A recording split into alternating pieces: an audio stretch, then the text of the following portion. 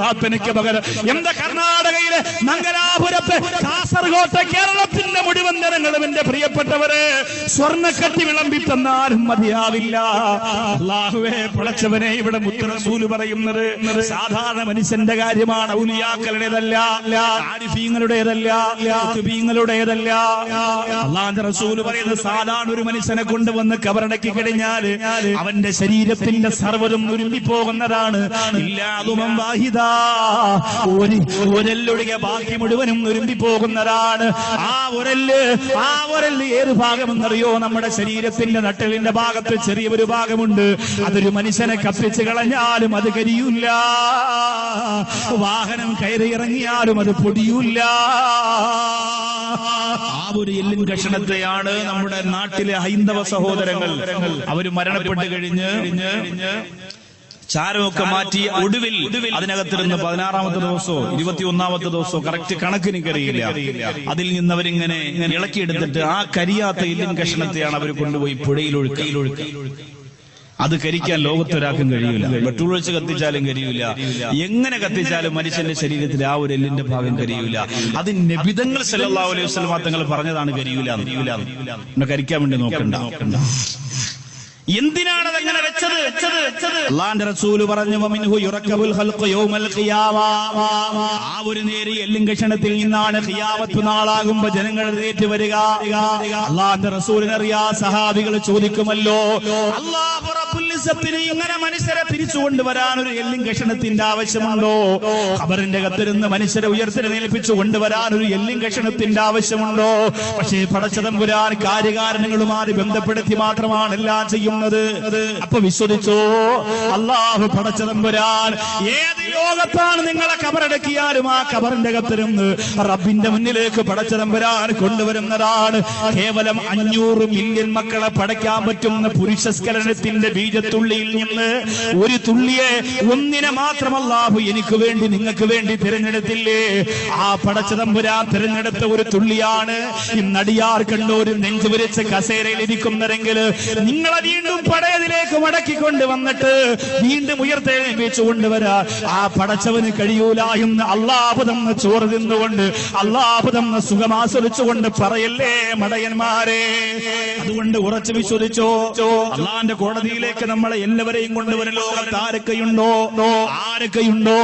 അവരെ മുഴുവനും അല്ലാഹുവിന്റെ കോടതിയിൽ കൊണ്ടുവരും. അങ്ങനാണെങ്കിൽ കോടതിയിലേക്ക് പോയാലോ, പരലോകത്തേക്ക് പോയാലോ, മഹിശറയിലേക്ക് പോയാലോ, അടിയാർ കണ്ണൂർ വന്നിരിക്കുന്ന നിങ്ങളുടെ മനസ്സിപ്പ മഹിശറയെ കുറിച്ച് ചിന്തിക്കട്ടെ. എല്ലാ ചിന്തകളും മറക്കുക. നിങ്ങൾ മരിക്കുന്നതിനെ കുറിച്ച് ആലോചിക്കുക. ഖബറിന്റെ അകത്തിലും എഴുന്നേൽക്കുന്നതിനെ കുറിച്ച് ചിന്തിക്കുക. എവിടെയാണ് മഹിശറ എന്നറിയോ? എവിടെയാണ് പരലോകം എന്നറിയോ? എവിടെയാണ് മഹിശറ? എവിടെയാ? കേരളത്തിലാ? തെക്കൻ കേരളത്തിലുള്ളവർ പറയും ആലപ്പുഴ ജില്ലയിലായിരിക്കും മിക്കവാറും മഹിശറ. കാരണം സമസ്തയുടെ സമ്മേളനം നടന്നപ്പോൾ അത്രയും വലിയൊരു സ്ഥലം അവിടെ ഉണ്ടെങ്കിൽ മഹിശറ അവിടെ ആയിരിക്കും സൗകര്യം കൂടുതൽ. എവിടെയാണ് മഹിശറ? മഹിശറയ്ക്ക് വേണ്ടി അള്ളാഹു പ്രത്യേകിച്ച് വേറെ സ്ഥലമൊന്നും കണ്ടുവച്ചിട്ടില്ല. ഈ ദുനിയാവിൽ തന്നെയാണ് അള്ളാഹു മഹിശറയെ സൗകര്യപ്പെടുത്തി. ഇവിടെ തന്നെയാണ്. നിങ്ങളുടെ അടിയാർ കണ്ണൂർ തന്നെയാണ്, നിങ്ങളുടെ മംഗലാപുരത്ത് തന്നെയാണ്, നിങ്ങളുടെ കർണാടകയിൽ തന്നെയാണ്. പക്ഷേ ഒരുപാട് മാറ്റങ്ങളുണ്ട് എന്ന് മാത്രം.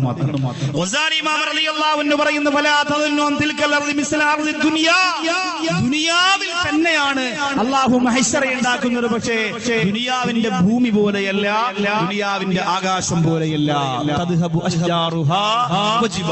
അതിന്റെ പർവ്വതങ്ങളും വൃക്ഷങ്ങളും ഒക്കെ അള്ളാഹു മാറ്റും. എന്നിട്ടോ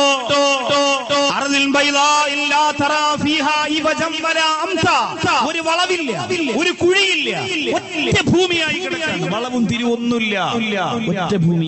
ഇത് സ്വഹീഹായ ഹദീസുകളാണ്, മഹദ്വചനങ്ങളാണ്. ഒരിക്കലും ഇത് കളവല്ല. നമ്മൾ അംഗീകരിക്കണം, നമ്മൾ പഠിക്കണം, നമ്മൾ മനസ്സിലാക്കണം. ഇത് നമ്മൾ അനുഭവിക്കാൻ പോകുന്ന ഒരു ലോകത്തിന്റെ ചരിത്ര യാഥാർത്ഥ്യമാണ്. തിരിച്ചറിഞ്ഞേ പറ്റും. എന്റെ പ്രിയമുള്ളവരെ, വളവും തിരിവൊന്നുമില്ല, ഒറ്റ ഭൂമി. ഈ ദുനിയാവിനെ തന്നെ അല്ലാഹു അങ്ങനെ ഒരു ലെവലാക്കി അല്ലാഹു മാറ്റുകയാ. എന്നിട്ടോ നബി സല്ലല്ലാഹു അലൈഹി വസല്ലമ തങ്ങൾ പറഞ്ഞു, അർദിൻ ബൈദാഇൻ അഫ്റാ, മറയില്ലാത്ത ലോകമാണ്. ഒരു തൂണിന്റെ മറയില്ല, ഒരു തൂണിന്റെ മറയില്ല, ഒരു തുണിയുടെ മറയില്ല, ഒരാളിന്റെ മറയില്ല, ഒരു കടത്തിണ്ണയുടെ മറയില്ല, ഒരു കെട്ടിടത്തിന്റെ മറയില്ല, ഒരു വസ്തുവിന്റെ തണലില്ല. വസ്ത്രം കൊണ്ട് മുഖം മറയ്ക്കാൻ കഴിയില്ല, വസ്ത്രം കൊണ്ട് മുഖം മറയ്ക്കാൻ കഴിയില്ല. കേരളത്തിൽ ഞാൻ നാണം മറയ്ക്കൂല, ഞാൻ മുഖം മറയ്ക്കൂല, ഞാൻ തലമറയ്ക്കൂല എന്ന് കാളമൂത്ര പ്രഭാഷണം നടത്തിക്കൊണ്ടിരുന്ന ചുംബന സമരത്തിന്റെ ഒരു പെൺകുട്ടി ഉണ്ടായിരുന്നു. അവസാനം നാണം മറയ്ക്കേണ്ടി വന്നു. സാനലുകാരി ക്യാമറ കണ്ടുമാറി കിടന്നു വന്നപ്പോ ഒരു കർച്ചീപ്പ് കൊണ്ട് മുഖം മറച്ചുകൊണ്ട് അവളെ ലോകത്തിന് മുന്നിൽ നിർത്തിയിട്ടാണ് അല്ലാഹു റബ്ബുൽ ഇസ്സത്ത് കോടതിയിലേക്ക് കൊണ്ടുപോയതെങ്കിൽ എന്റെ പ്രിയപ്പെട്ടവരെ, അല്ലാഹുവിന്റെ മഹ്ശറ, നാണക്കേട് മറയ്ക്കാൻ ഒരു തുണിക്കഷണമില്ല, വൃത്തികേട് മറയ്ക്കാൻ ഒരു ഇലയുടെ ഇതളില്ല. ആരംഭ റസൂല് പറഞ്ഞ സഹാബികൾ പൊട്ടിക്കരയുന്ന നബിയെ, അതുകൊണ്ട് ഒളിച്ചിരിക്കാൻ പറ്റൂലേ നബിയെ? ചെയ്തുപോയ തെറ്റുകുറ്റങ്ങൾ അവന്റെ മുഖം കാണുമ്പോ തന്നെ വിളിച്ചു പറയുന്ന രീതിയിൽ അള്ളാന്റെ കോടതിയിലേക്ക് ഉയർത്തെഴുന്നേൽപ്പിച്ചു കൊണ്ടുവരികയാണ്. കുല്ലുമൻ അലൈഹാ ഫാൻ വയബ്ഖാ വജ്ഹു റബ്ബിക ദുൽ ജലാലി വൽ ഇക്റാം. എല്ലാം നശിക്കുന്നതാണ്, എല്ലാം തീരുന്നതാണ്, അല്ലാഹ് മാത്രം ബാക്കി. അസ്റായീൽ അലൈഹി സ്വലാത്തു വസ്സലാം